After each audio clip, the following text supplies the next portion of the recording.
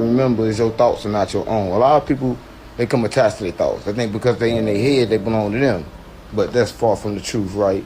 Your thoughts belong to your emotions, and your emotions don't even belong to you. Nothing but as I've been on my journey, I realized a lot of things, right? I realized what I used to be and who I am now, right? And the person I am now walk in truth. I don't walk in falsehood, right? So a lot of people that I used to be cool with and used to know, we can't get along no more because they still walking in falsehood, right? They not willing to take responsibility for their actions, right? And that's the main thing. When you walk in the truth, you take responsibility and realize everything comes from you. Every bad move and every good one, right? It ain't no way you can think that the good things you do come from you, but the bad things come from somebody else. Nah, they both come from you.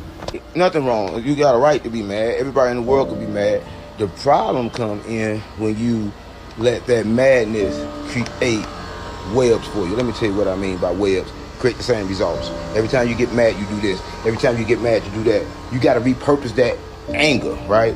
So when you're upset, you got to find something that you like to do and repurpose that anger into something else, something that can be positive for you, right? Because it ain't the anger, it's how we use the anger. The anger is fire. If you learn how to use your fire correctly, then you can go a long way. I'm going to tell you what nigga told me in jail. He say, man, you got a lot of fire, right? But it's like a magnifying glass. If you put it in one place and put an egg right there, it'll cook that egg. But if you keep on moving that magnifying glass, that egg will never cook, right? So direct fire on a direct thing will cause a great result, right? But y'all be sending y'all fire everywhere. You get mad and take it out on everybody, and that becomes the problem. I'm no way the smartest person in the world. I don't even call myself smart, right? I just try to pay attention, right? And realize that I am not the body. This body is not me. And these thoughts are not my own, right? And once I see that, I can separate myself from my thoughts and from my emotions, right? I just separate myself from it. Let that do what it do. And I'm going to sit back and be still, right? Because it's all about being still, right? And letting them thoughts come. Sort of like the weather.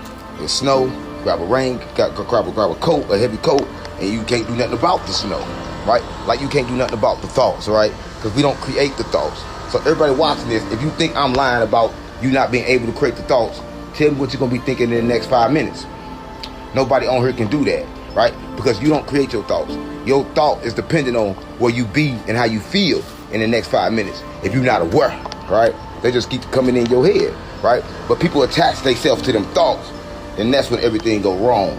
Like, so when I hold myself accountable, I hold everybody around me accountable, and they should hold themselves accountable, right? I don't hold them accountable. They should hold themselves accountable. Let me rephrase that. So when I hold myself accountable, everybody around me should hold themselves accountable, and then it'll be peace, right? Because